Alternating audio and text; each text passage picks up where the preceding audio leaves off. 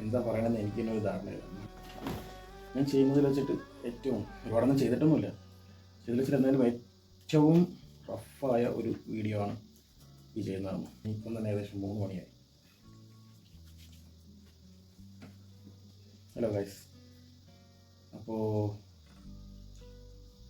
ഒത്തിരി വീഡിയോസൊന്നും ചെയ്തിട്ടൊന്നുമില്ല. എന്നാലും ചെയ്യണം എന്നൊരു ആഗ്രഹം കഴിഞ്ഞൊരു 8 കൊല്ലമായിട്ട് എന്നെ വേട്ടയാടിക്കൊണ്ടിരിക്കും.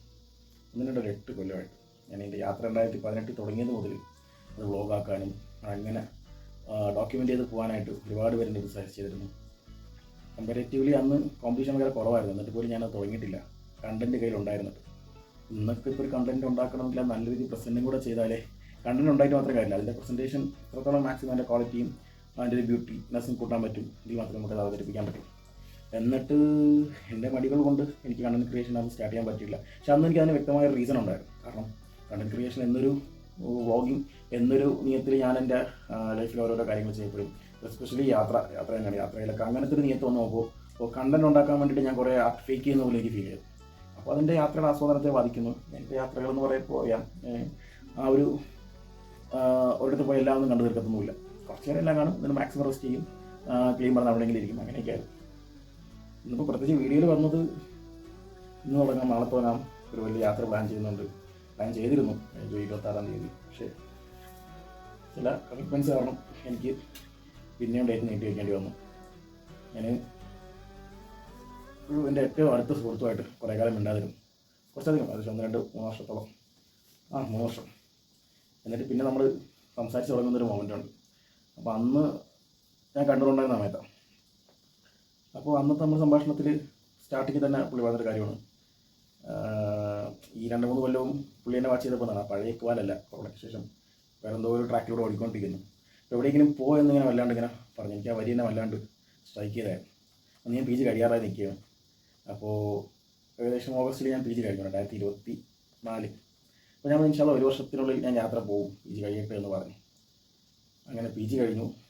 യാത്രയ്ക്ക് വേണ്ടിയിട്ടുള്ള തയ്യാറെടുപ്പുകൾ എന്ന് പറയുന്നില്ല, എന്നാലും കുറച്ചൊന്ന് സെറ്റിൽ ആവണം, എന്തെങ്കിലും ബുക്കൊക്കെ ഒന്ന് ഇതാക്കാം എന്ന തരത്തിൽ ഞാനൊന്ന് ബുക്കിൽ കുറച്ചുകൂടെ ഇൻവെസ്റ്റ് ചെയ്തു. അപ്പോൾ അൽഹംദുലില്ലാ ഏകദേശം ഒരു 5 മാസം കൊണ്ട് ഏകദേശം 800 കോപ്പി അടുപ്പിച്ചൊക്കെ വിറ്റ് പോകേണ്ട ഒരു അവസരമുണ്ടായി. നല്ല ലാഭം കിട്ടി, കാര്യങ്ങളൊക്കെ സ്മൂത്തായിരുന്നു. പക്ഷേ അതിനുശേഷം പിന്നീട് എനിക്കറിയത്തില്ല എന്ത് പറ്റിയത്, പല കാരണങ്ങൾ കൊണ്ട് ഒരു ആക്സിഡൻ്റ് ഉണ്ടായി. പിന്നീട് ഞാൻ എടുക്കുന്ന ഓരോ ഡിസിഷനിലും എവിടേക്കോ പാളുന്നുണ്ടായിരുന്നു. പക്ഷെ അന്നൊക്കെ പാളിയപ്പോഴും ഉള്ളിൻ്റെ ഉള്ളിൽ ഒരു സാധനം, ഒരു ഫയർ ഉണ്ടായിരുന്നു. ഞാൻ കുറച്ചൊക്കെ റീല് കാണാനുണ്ടായി. അപ്പോൾ അതിൽ പറയുന്നുണ്ട്, നമുക്കൊരു സൗകര്യം ഇല്ലാതെ എന്നൊരു ടൈമിൽ നമ്മൾ എല്ലാം ചെയ്തിട്ടുണ്ടായിരുന്നു, ചില എക്യുപ്മെൻറ്റ്സേ കയ്യിലുള്ളൂ. എൻ്റെ ലൈഫിൻ്റെ പകലോട്ട് ഞാൻ തിരിഞ്ഞു നോക്കുമ്പോൾ എനിക്ക് മനസ്സിലാവുന്നൊരു കാര്യം അതാണ്. അൽഹംദുലില്ലാ പടച്ചവൻ്റെ അനുഗ്രഹം കൊണ്ട് ഒരുപാട് അനുഗ്രഹിക്കപ്പെട്ട ഒരാളാണ് ഞാൻ. കാരണം എൻ്റെ ചെറിയ പ്രായത്തിൽ തന്നെ ഞാൻ കരസ്ഥമായിട്ടുള്ള അച്ചീവ്മെൻറ്റ്സ് ചില്ലറയൊന്നുമല്ല. ഞാൻ നടത്തിയിട്ടുള്ള യാത്രകൾ, ഞാൻ ജീവിച്ചൊരു ജീവിതമുണ്ട്. പലരുടെയും സ്വപ്ന ജീവിതം ഞാൻ ജീവിച്ചിട്ടുണ്ട്.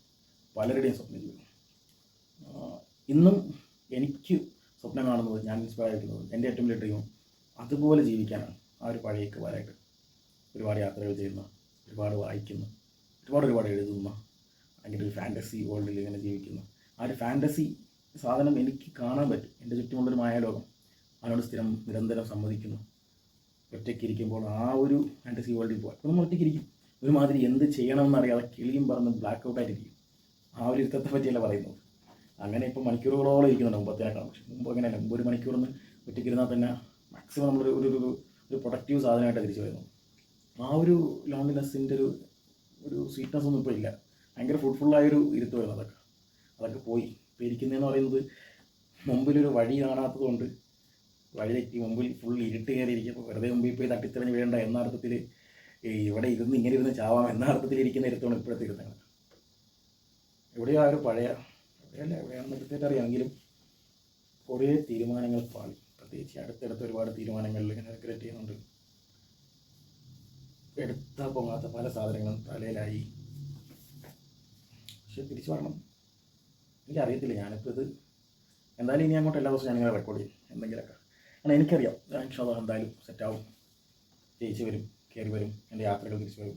ഞാൻ പ്ലാൻ ചെയ്ത റൈഡ്, എൻ്റെ ബുക്കിൻ്റെ ഒരു 5-6 മാസത്തെ ലോക്കൽ മാർക്കറ്റിംഗ്, അത് കഴിഞ്ഞിട്ടുള്ള എൻ്റെ ഏറ്റവും വലിയ ഡ്രീമായ എൻ്റെ ഓൾ ഇന്ത്യ ട്രിപ്പ് 1 വർഷം നീണ്ടിരിക്കുന്നത്. ഈ 3 പ്ലാൻ ഇംപ്ലിമെൻറ്റ് ചെയ്ത് നടന്നതിന് ശേഷം 1.5 വർഷം എടുക്കും.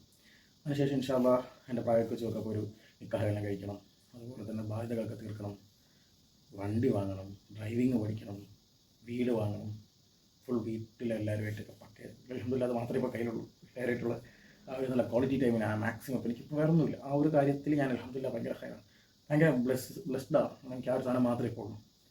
എന്നും ഒരു മണിക്കൂർ ഇങ്ങനെ മിനിമം എനിക്ക് ആ ഒരു ക്വാളിറ്റി ടൈം ഞാൻ ആർട്ടിഫിഷ്യലെങ്കിലും ഉണ്ടാക്കിയെടുക്കും. ഒരു വിഷയം ഇല്ലെങ്കിലും ചുമ്മാരെ പിടിച്ചിട്ട് ആരുടെ കൂടെ ഇങ്ങനെ സംസാരിക്കും.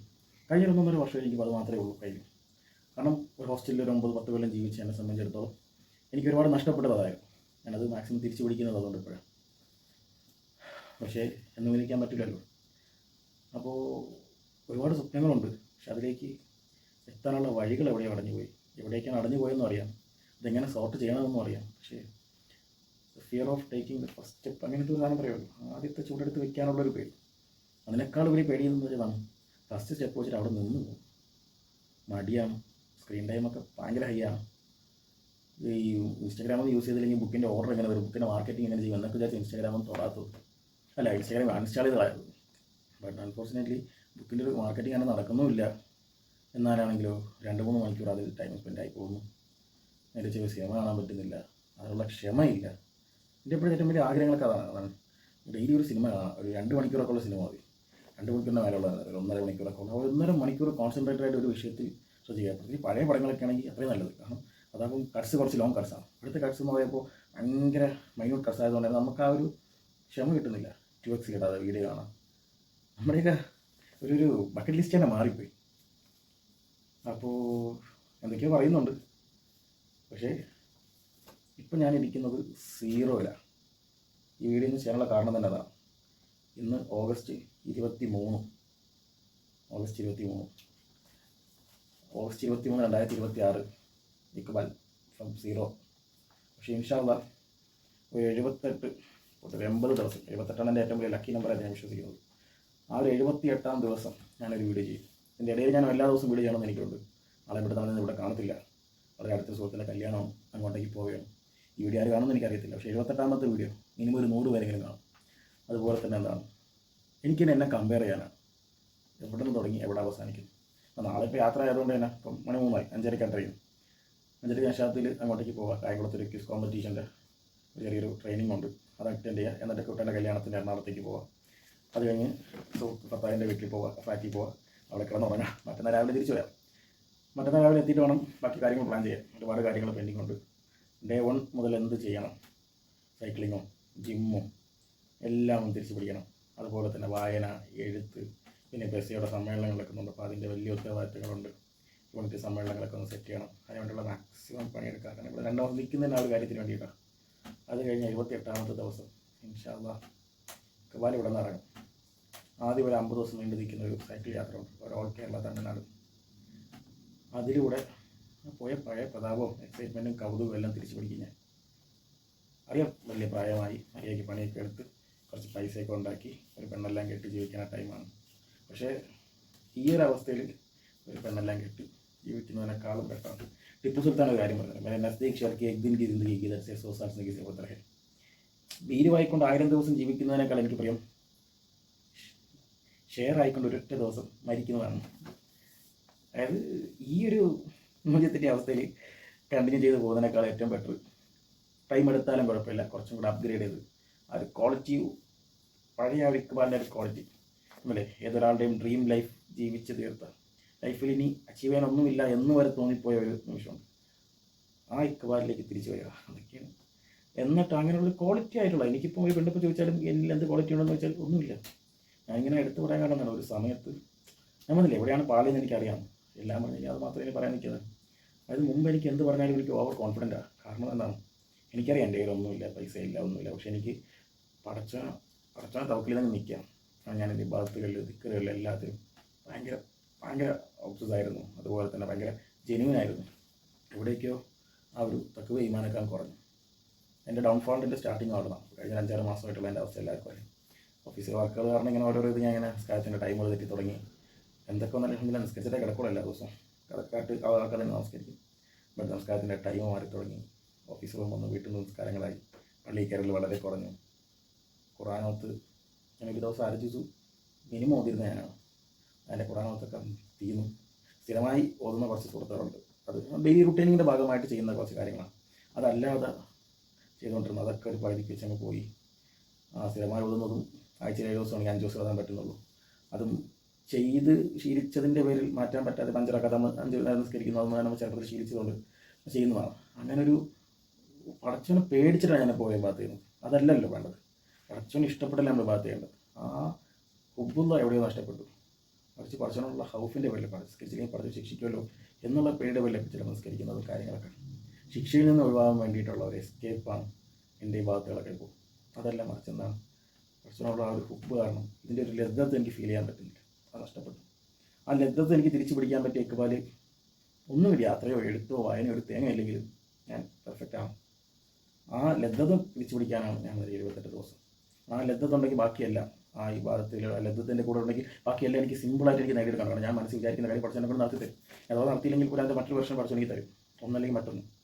അത് മറ്റൊന്നെന്ന് പറയുന്നത് ഞാൻ ആഗ്രഹിച്ചതിനേക്കാളും മികച്ച ഒന്നായിരിക്കും. ലാഫുൽ ഖൈർ മിൻ ഊല എന്ന് പറയുന്നത്. എന്തായാലും എന്തൊക്കെയോ പറഞ്ഞു. ഇതൊക്കെ ഞാൻ പറഞ്ഞില്ലേ, വരുന്ന 78ാം ദിവസം ഞാനത് ഡീകോഡ് ചെയ്യും പറഞ്ഞതൊക്കെ. അത് ചിലതൊക്കെ എഡിറ്റഡായിട്ട് നല്ല രീതിയിൽ തന്നെ ഞാനത് പ്രസൻറ്റ് ചെയ്യും. ഇനി 78 പറ്റിയില്ലെങ്കിൽ പോലും ഞാൻ യാത്ര തുടങ്ങുന്നതിന് ഈ സാധനം ഡീകോഡ് ചെയ്യും. കാരണം ഫ്രം ദ സ്റ്റാർട്ടിങ് ബിഗിനിങ്ങിലെ സീറോയിൽ നിൽക്കുന്ന ഇക്ബാലിനെ പോർട്രേറ്റ് ചെയ്തതാണ് ഈ വീഡിയോ. ഇവിടെ നിന്ന് തുടങ്ങിയാണ് പഴയ യൂട്യൂബ് ചാനലൊക്കെ തട്ടിയെടുത്തിട്ട്. എന്തായാലും സ്റ്റേ ട്യൂൺ ഗൈസ്. ഈ വീഡിയോ ആരും കാണില്ലെന്നറിയാം. പക്ഷേ ആരെങ്കിലും ഈ വീഡിയോ ഫുൾ കണ്ടിട്ടുണ്ടെങ്കിൽ ജസാക്കല്ലാഹു ഖൈറ. നിങ്ങളുടെ ജീവിതത്തിൽ ഇത്രയും വിലയേറിയ സമയം എനിക്ക് വേണ്ടി തന്നതിന് പ്രാർത്ഥനകളും സ്നേഹവും മാത്രം. ഇൻഷാ അല്ലാഹ് കാണാം. അസ്സലാമു അലൈക്കും.